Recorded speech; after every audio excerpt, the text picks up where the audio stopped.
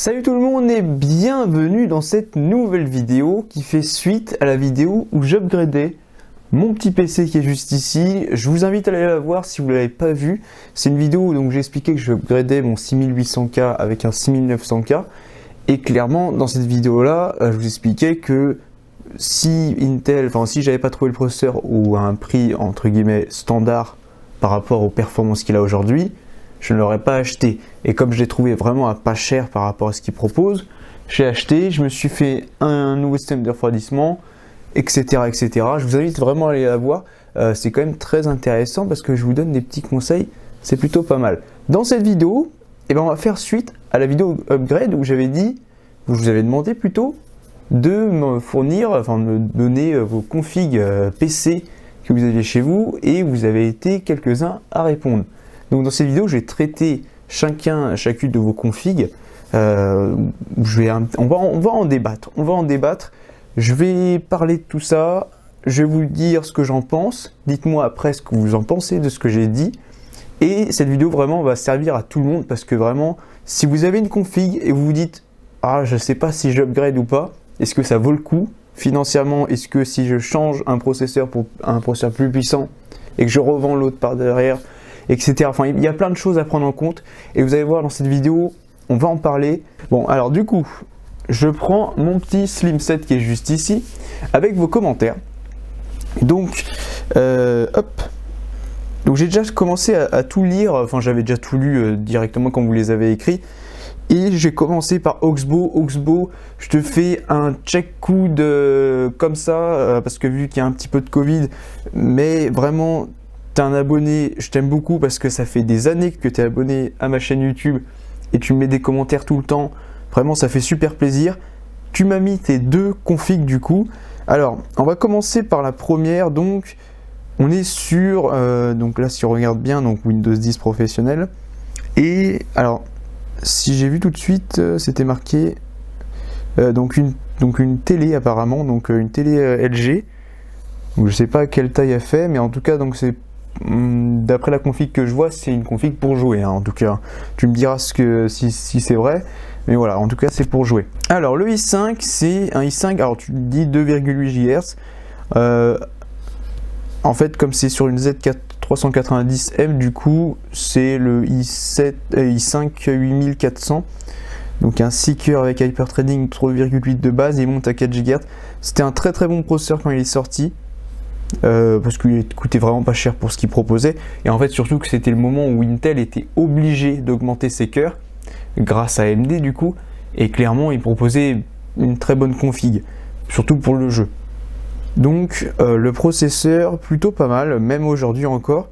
32 Go de RAM, c'est un peu beaucoup pour la config clairement. Alors par contre la fréquence de la RAM, t'as dû te tromper, je sais, ça n'existe pas en fait cette fréquence là. Ou tu as dû la brider, je sais pas ce que tu as fait, mais en tout cas, soit tu t'es trompé à l'écriture, soit tu as dû la brider exprès, je ne sais pas. Bon, en tout cas, tu as 32 Go de RAM, ce qui est totalement overkill hein, par rapport au reste des composants. Après, ça dépend ce que tu fais, mais en tout cas, pour du jeu, ça sert à rien. Bon, ça, tu as dû t'en rendre compte. Mais en tout cas, pour d'autres tâches, genre du montage vidéo très lourd, c'est sûr que c'est hyper utile. Par exemple, de la 3D assez lourde, dans les logiciels comme Blender, clairement, c'est hyper utile. La carte mère, donc c'est une Asus TUF plutôt, je sais pas comment on prononce, moi je dis TUF, je trouve ça plus joli. Z390, donc la gamme après la série 8000. Donc clairement, là tout de suite, avec de base, tu peux mettre un i7, un i9, 9900K.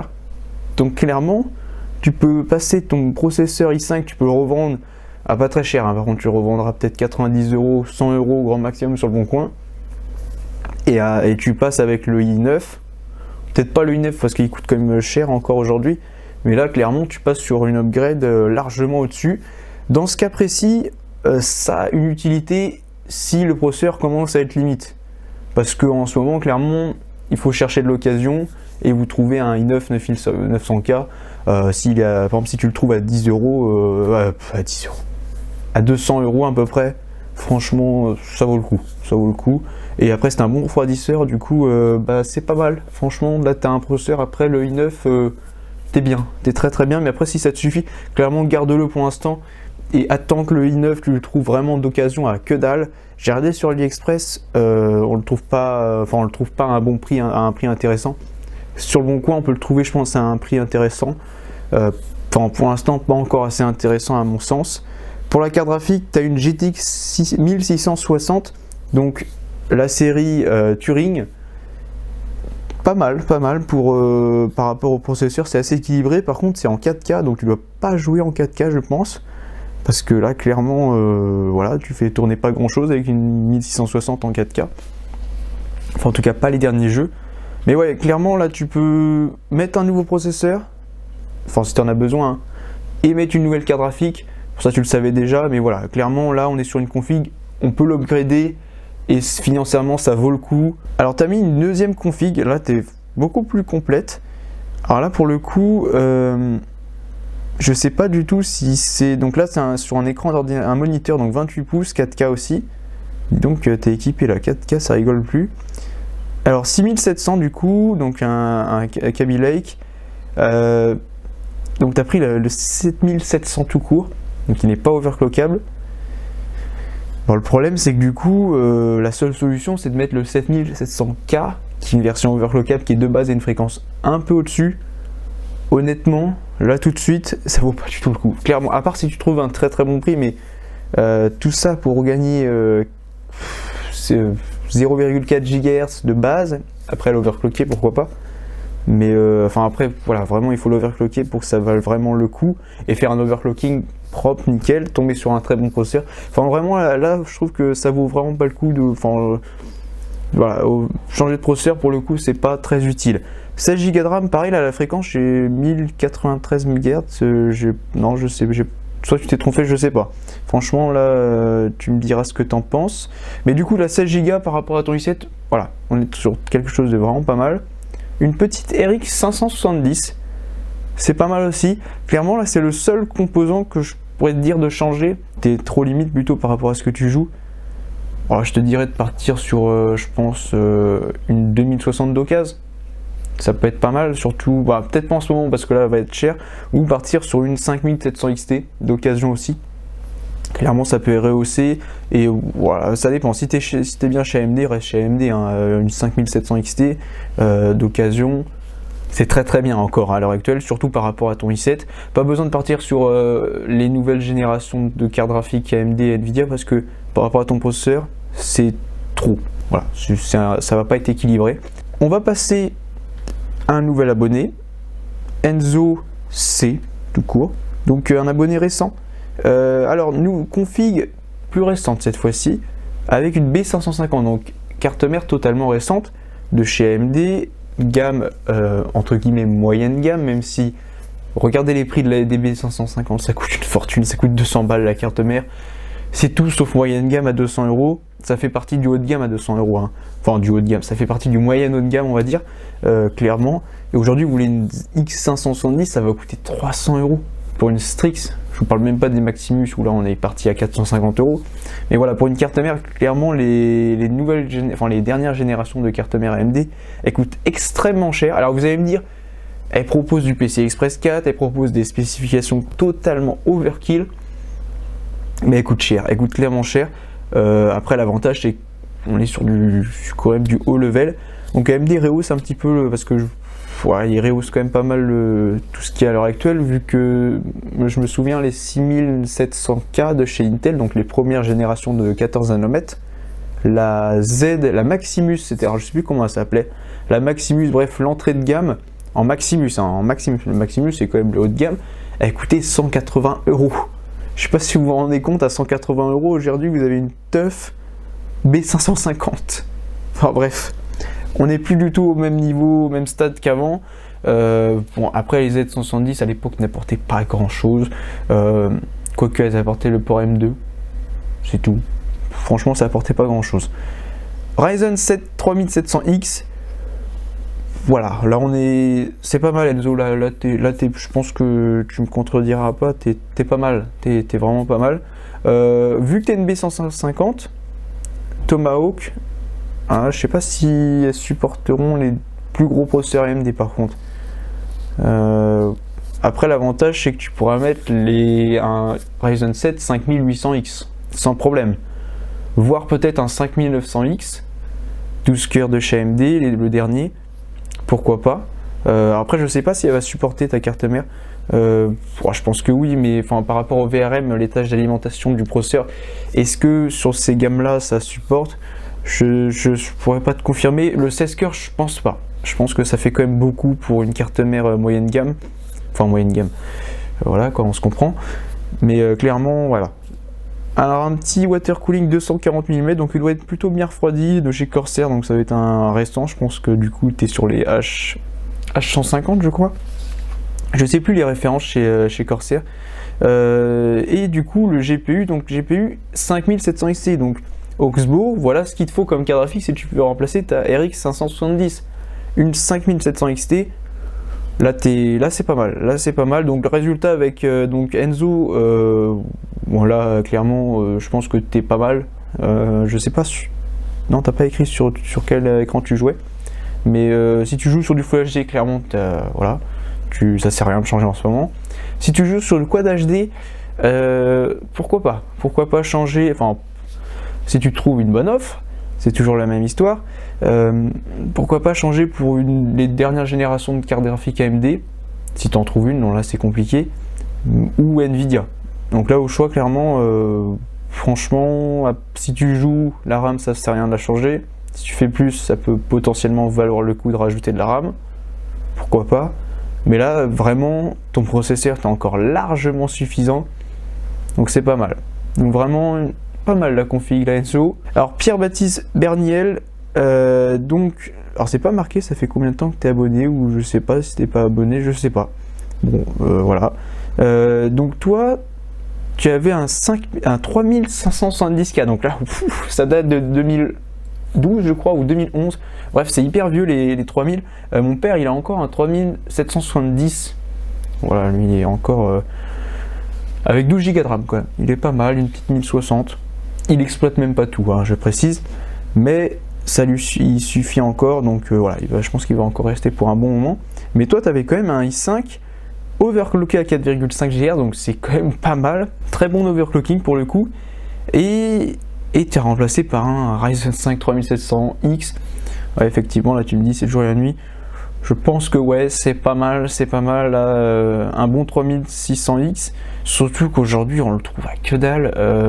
Regardez sur AliExpress. Donc Ryzen 5, t'es pas mal. Tu pourras potentiellement, pour l'instant ça te sert à rien parce que vu ta carte graphique, une GTX 1060, une petite 1060 qui fait le taf.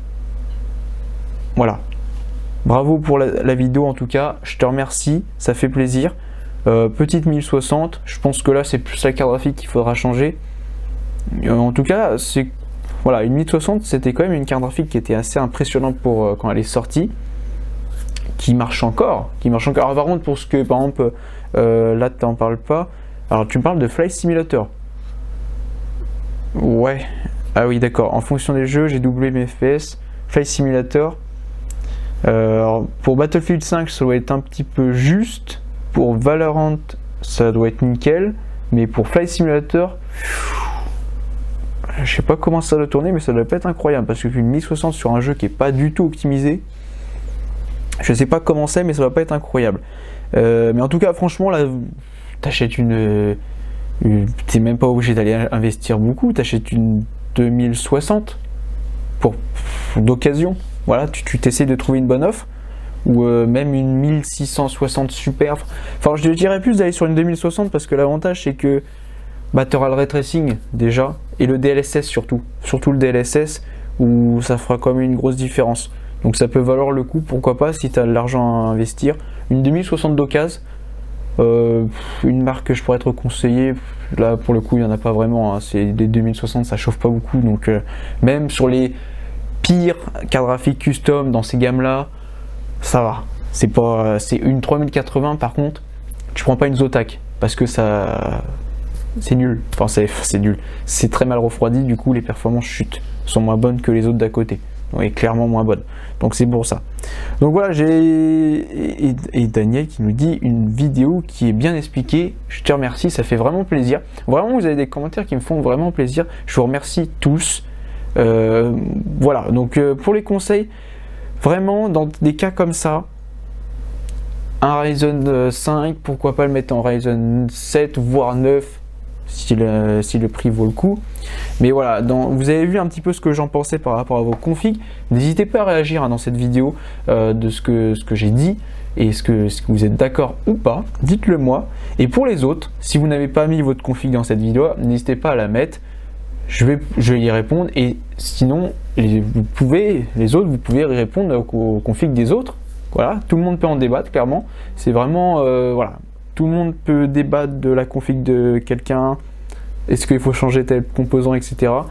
Voilà, clairement, on est dans une période où l'informatique, c'est hyper compliqué, mais on peut s'en sortir. On peut s'en sortir avec en trouvant des offres plutôt intéressantes. La preuve, sur AliExpress, on trouve des Ryzen à vraiment pas cher. Donc là, à l'heure actuelle, c'est très très bien, ça vaut le coup. Les cartes mères coûtent cher. Alors là, pour le coup, les cartes mères, honnêtement, AliExpress, non, ne cherchez même pas les cartes mères. À chaque fois, je regarde, c'est carrément au-dessus du marché. Enfin, c'est au-dessus d'Amazon pour attendre 2 semaines. Je sais pas si vous vous rendez compte, l'arnaque, non, c'est pas une arnaque, mais ça vaut pas le coup. Donc, restez chez Amazon, c'est là où vous aurez les meilleures offres. Ou aller sur d'autres sites spécialisés, d'autres pays. Pourquoi pas regarder ça. Moi, je regarde souvent sur Idealo et le Dnisher. C'est pas mal, mais le problème, c'est que ça donne pas tout. Donc, voilà. C'est pas les meilleurs sites, à mon sens, pour ça. Même si, bon, ils sont quand même pas mal, mais bon. Donc, voilà, pour cette config, enfin, pour les configs, du coup, j'espère que ça vous a plu. Voilà, si vous voulez que je fasse d'autres vidéos sur d'autres conseils comme ça pour qu'on en parle, n'hésitez pas à me le dire en commentaire. En tout cas, je vais potentiellement bientôt changer de config, je ne sais pas quand. J'aimerais bien changer de config tout de suite, hein, clairement, hein, je vous le dis. Hein. J'aimerais bien avoir ma nouvelle RTX 3080 parce que là, par exemple, j'ai arrêté de jouer à Cyberpunk juste parce que j'ai envie de jouer en ray tracing et avoir un framerate au-dessus des 60 fps parce que là, 40 fps. C'est trop faible pour moi. Franchement, j'ai un écran 165 Hz, je tourne à 40 fps, c'est pas cool quoi. Et surtout, je suis même pas en ultra. Alors vous allez me dire, c'est pas grave, je suis d'accord, mais 40 fps en moyen élevé, c'est pas ouf. Je pense que vous en conviendrez. Donc voilà, j'aimerais bien changer de config, je ne sais pas quand. En tout cas, prochaine vidéo, potentiellement, ça sera porté là-dessus. Vous verrez dans une prochaine. Vous verrez, je vous en dis pas plus. Pour ceux qui ont deviné ce que c'était, vous verrez bien. Vous pouvez le marquer en commentaire si vous avez deviné. Mais moi, je vous dis à la prochaine vidéo. N'hésitez pas à vous abonner et liker. Et je vous dis à la prochaine vidéo. Salut!